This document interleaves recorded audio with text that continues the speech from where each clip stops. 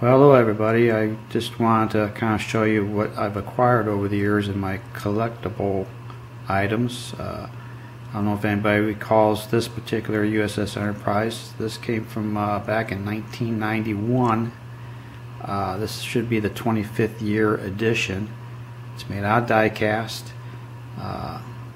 And you know, they did the nacelles here in a nice ruby color for the bussards. And also what they did on the top, they also incorporated some nice detail work of the inside of the bridge of the Enterprise. Actually, the top here actually moves off. Let's see if I can do this. And underneath, if you recall, some nice detailed work of the bridge of the Enterprise in all its glory. Did a real nice find on the detail work. You can see there's the turbo elevators and communication signs where Mr. Spock resided in his post, and navigation and helm. So looks pretty sharp, and like I said, it's finely detailed. And as I move over here to the back side, it even has the view screen in the front. So I think they did a real nice job. This actually came from, I believe, the Franklin Mint edition, and they did a real good job on detail of the Enterprise. Let me put this back in place. I'll knock it over. And like I said, they did some really nice work here. As you come back to the back side, they actually have a shuttlecraft that actually pulls out in the back. And let's see if we can manage to do that without pulling it over. Let's see. Feels like it's stuck a little bit. Oop. There we go. Take a little doing. I know it's not to scale, but they are a little die cast of the shuttlecraft. And once again, nicely detailed work, and looks good. Slides it back in, and we're good to go.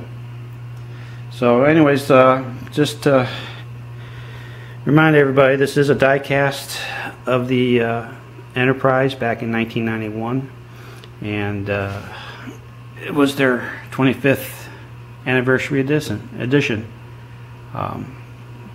As we move along here to the left, I also collected a lot of the pewter Franklin Mints. So we have quite a few of the different ships.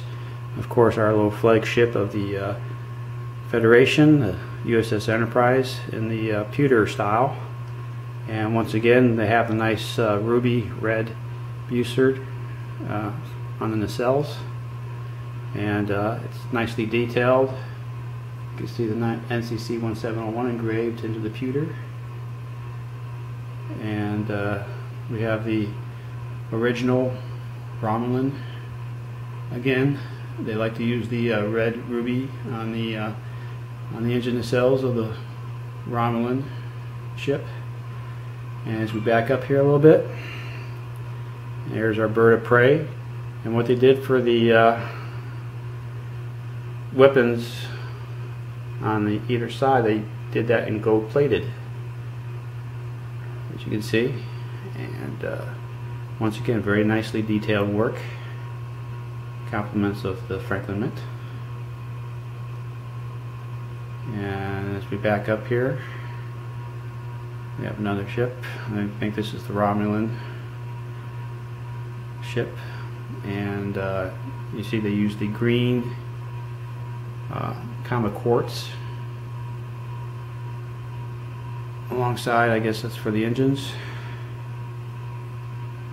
So very nice detail work of the ships from the Franklin Mint. And I say I've had these since the early 1990s. So there you go. That's one part of my collection.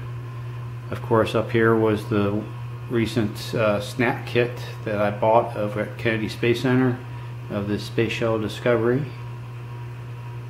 So there we go there. And as we move over here to the far left, I have my little slice of Trek corner over here where I have some more items on display. This is all, a lot of it's all from the Howard Franklin Mint edition. If I kind of open this up, I got it all glass enclosed, keep the dust out. So as you can see, here's the Romulan ship, and it's full scale from Franklin Mint. And of course I have a lot of smaller versions. I believe this one here is for lighting up on a Christmas tree. And then of course we have our Klingon ship, and we also have the Klingon bird of prey that gets plugged into our Christmas tree for Christmas time. Of course I have them in all different sizes, so there's a little miniature one there. And then we have the Klingon bird of prey in weapons mode, I believe. And of course some of them I have these little cards made up with the actual figure of the bird of prey. Tells you, you know, this one came from Star Trek 3, the Search for Spock. So that's just one part of my collection there. Let me close this down. And as we come over here, and we open up our case,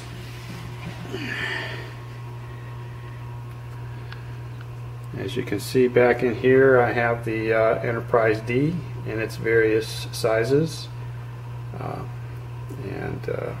We have here, there's the USS Excelsior. Like I said, most of these I have some labels in front of them so you can read it as we go along here. This is a nice little Enterprise that hangs on a little loop there, along with the space shuttle. And then we have our pewter Spock and Kirk. And this one I'm going to kind of call the Doomsday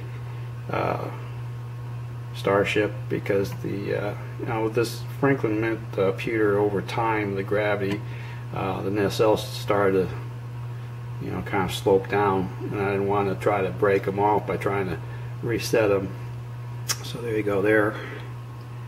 But yeah, these are pretty much my collection of the pewter style. I don't know if you can see here in the back, that's the I guess Space Station 7, or excuse me, Regular 1 space station from Star Trek 2, the Wrath of Khan.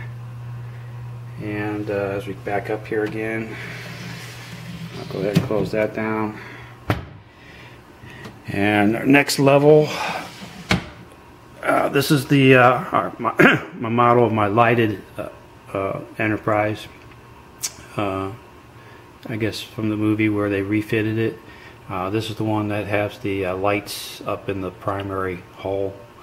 And of course, these are all back in the corner of the Hallmark edition, with Kirk in his captain's chair. In the corner, we have Dr. McCoy in the transporter tube. And then over here to the far left, we have Spock posing in his science station. Like I said, these all were Hallmark for Christmas time.